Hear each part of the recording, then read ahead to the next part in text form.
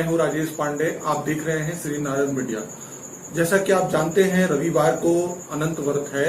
अनंत व्रत पर विशेष बातचीत करने के लिए हमारे साथ शहर के प्रकांड विद्वान श्री रंगनाथ उपाध्याय जी हैं।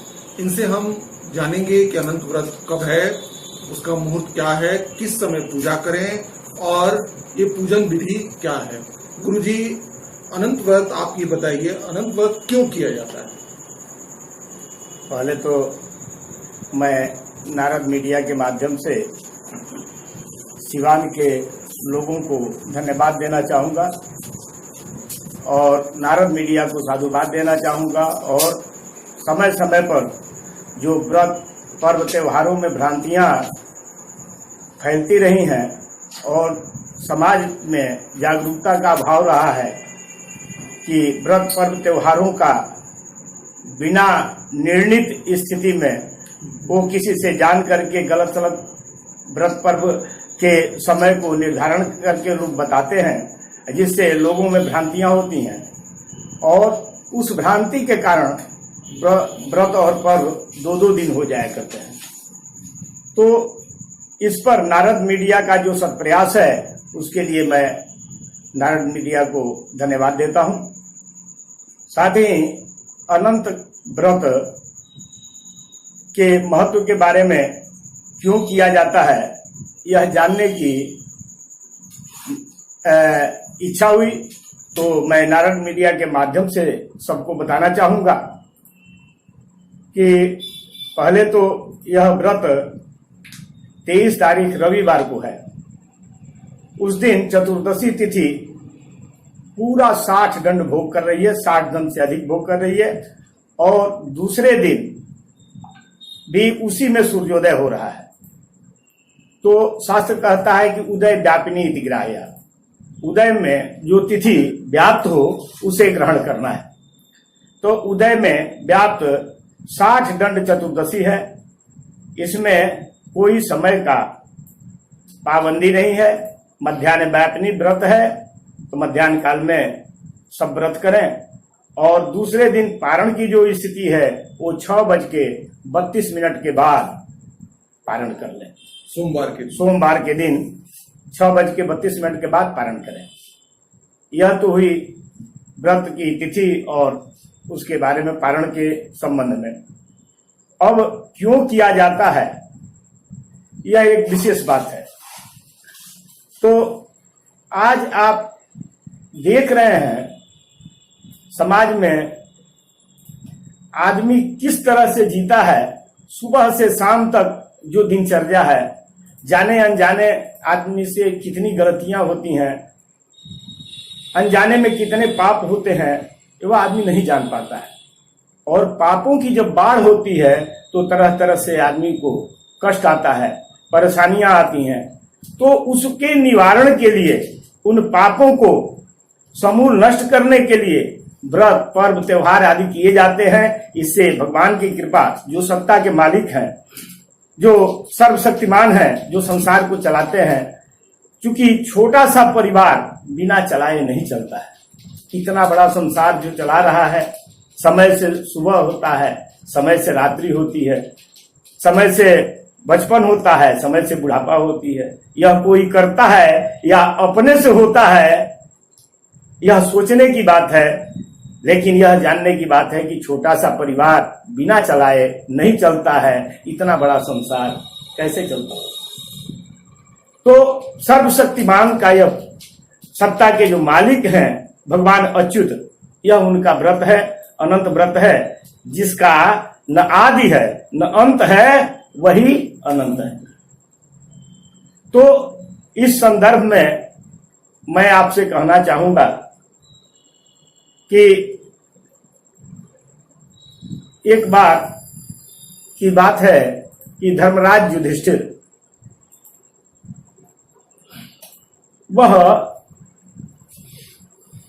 धर्मराज युधिष्ठिर जो है, जरासंध का वध करने के लिए राजसूय यज्ञ का आयोजन किए और उस राजसूय यज्ञ की तैयारी में उन्होंने भगवान श्री कृष्णचंद्र, भीमसेन, अर्जुन आदि, गांधारी, दुर्योधन धृतराष्ट्र सबको बुलावा दिया।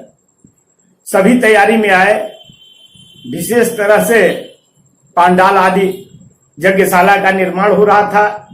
खूब मणिरत्नों से सुशोभित किया जा रहा था। इसी में दुर्योधन आए और जल की मूर्ति बनी हुई थी। उसको देखते देखते उन्हें जमीन पर ऐसा लगा कि समतल भूमि है, वो चलने लगे और गिरे। गिरने के पश्चात वहां द्रौपदी आदि उनकी सखियां मौजूद थीं। वह जोर जोर से हंसने लगी। उनको बड़ा क्रोध हुआ दुर्योधन को, ऐसे पीड़ित हुए और उनके मन में पाप जग गया। वो वहां से गए, सब लोग अपने अपने जगह पर गए। दुर्योधन ने सबको बुला करके और द्यूत यानी कि जुआ का आयोजन किया और पांडवों के साथ वो खेलने लगे और छल के साथ उन्होंने पांडवों का पूरा साम्राज्य जीत लिया।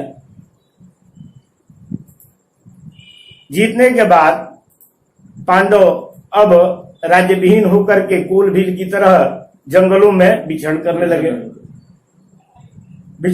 लगे। नाना प्रकार के कष्टों का अनुभव करने लगे।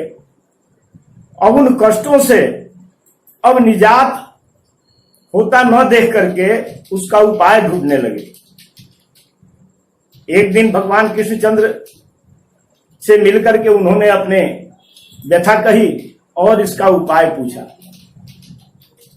तो भगवान ने कहा कि देखो, एक अनंत का व्रत है जिसको करने से संपूर्ण पापों का नाश हो जाता है और अनंत का व्रत करो। इसे 14 वर्ष तक करना है। इससे तुम्हारे सारे कष्ट दूर हो जाएंगे और पुनः राजसत्ता की प्राप्ति हो जाएगी। आप सुंदर जीवन बसर करने लगोगे। सबसे बड़ी बात है, बीच में एक आपको चीज बता दूं कि एक श्लोक है कि सर्वे पुण्य फलम इच्छन्ति। ध्यान से सुनेंगे इसको। सर्वे पुण्य फलम इच्छन्ति नेच्छन्ति पुण्य मानवा। सब लोग पुण्य के फल की इच्छा करते हैं। अगर दुर्गा जी को एक बार प्रणाम कर लिए तो उसके फल की इच्छा करेंगे। प्रणाम किए हम और उसका फल मुझे नहीं मिला। सर्वे पुण्य फलम इच्छन्ति नेच्छन्ति पुण्य मानवा। कभी पुण्य करने की इच्छा किसी की नहीं होती, परमार्थ की इच्छा नहीं होती।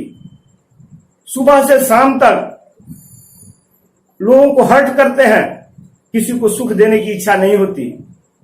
यह संक्रमण काल है। दूसरे को कष्ट पहुंचाना, चोट पहुंचाना, सेवा नहीं करना, परमार्थ नहीं करना। तो वही कहता है कि सर्वे पुण्य फलम इच्छन्ति नेच्छन्ति पुण्य मानवा न पाप फलम इच्छन्ति।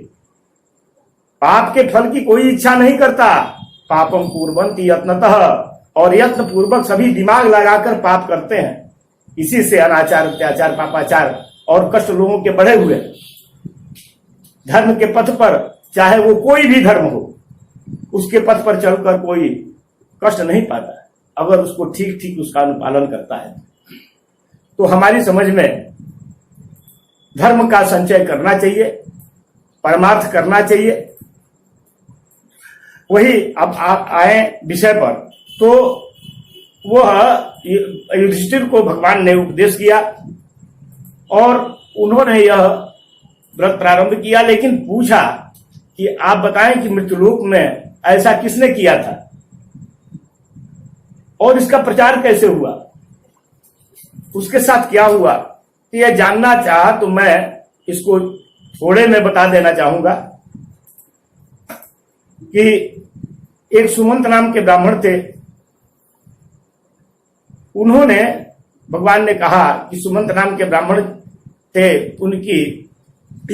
उनका विवाह दीक्षा नाम की भृगु ऋषि की कन्या से हुई थी और उससे कन्या ने जन्म लिया दीक्षा से। अज्वराज से पीड़ित होकर उस बालिका की मां दीक्षा जल समाधि ले ली और अपने प्राण का त्याग कर दी। सुमंत नामक ब्राह्मण काफी दुखी हुए। उसके बाद उन्होंने एक दुहशीला नाम की कन्या से विवाह किया। वह ठीक उलट उसका संस्कार था, कर्कश बोली, संस्कार भी वही। काफी कष्ट में वो थे और ये बालिका बड़ी हुई, अपने घर में युवावस्था को प्राप्त हुई। तो कौंडिन्य ऋषि उसको उसका हाथ मांगने के लिए सुमंत के पास आए और उन्होंने वेदांत रीति से विवाह किया। और वहां से वह जब जाने लगे लेकर के अपनी बहू को, तो जमुना नदी के तट पर काफी स्त्रियों के भीड़ को देखा और वहां उतर करके वो फ्रेश होने के लिए उतरे लोग। तो वहां संसाधन देखा, जमुना नदी का तट देखा, वो भी उतर गए और वहां थोड़ा सा अपना तैयारी करने लगे।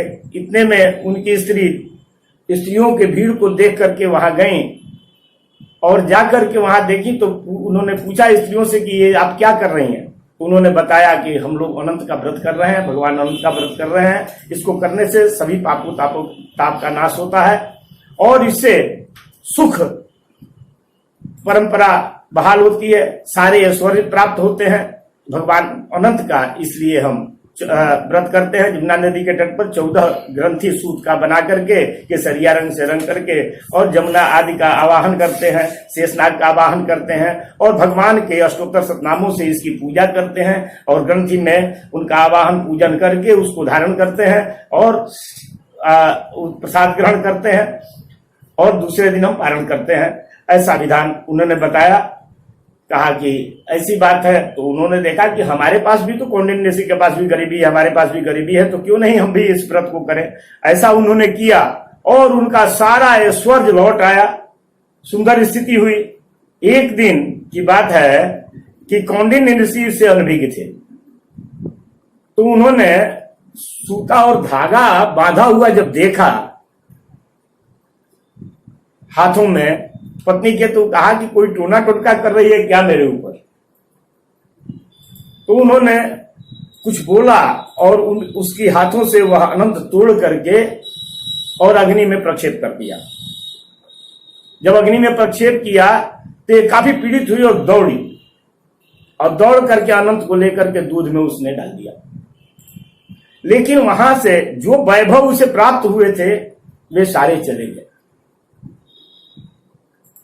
पुनः यह भान जब कौंडिन्य को हुआ, कौंडिन्य भगवान अनंत की खोज में चले।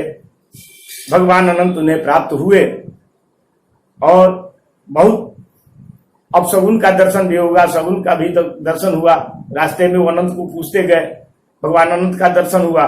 जब प्राण अपना फांसी लगा लिए और अपना प्राण त्यागने जा रहे थे तो उस समय भगवान अनंत प्रकट विद्य ब्राह्मण का रूप ले करके और प्रकट हुए और उनको सांत्वना दी और गुफा में ले गए और वहां उन्होंने जो देखा भगवान का स्वरूप सिंहासन पर विराजमान थे, उन्होंने भगवान अनंत का दर्शन किया। उन्होंने सारा कुछ बताया और कहा, उनको बताया कि आप अनंत का व्रत करो, इससे तुम्हारा सुख शौक लौट आएगा और मेरी भक्ति भी प्राप्त होगी और पाप ताप से मुक्त हो जाओगे। यह सभी पापों से मुक्त करने वाला और समस्त सिद्धियों को देने वाला व्रत है, इसलिए अनंत को करना चाहिए। यही इसका महात्म है। और इन्हीं के साथ मैं अपनी वाणी को इस संदर्भ में विराम दे रहा हूं। धन्यवाद। गुरु जी बहुत बहुत धन्यवाद। आपने अनंत व्रत के बारे में इतना विस्तार से बताया और साथ ही आपने ये बताया कि जो उसमें 14 गांठ होती है वो 14 भुवन होता है और वो हम गांठ लगाते हैं और गांठ लगा हुआ ही वो सूत हम लोग बांधते हैं।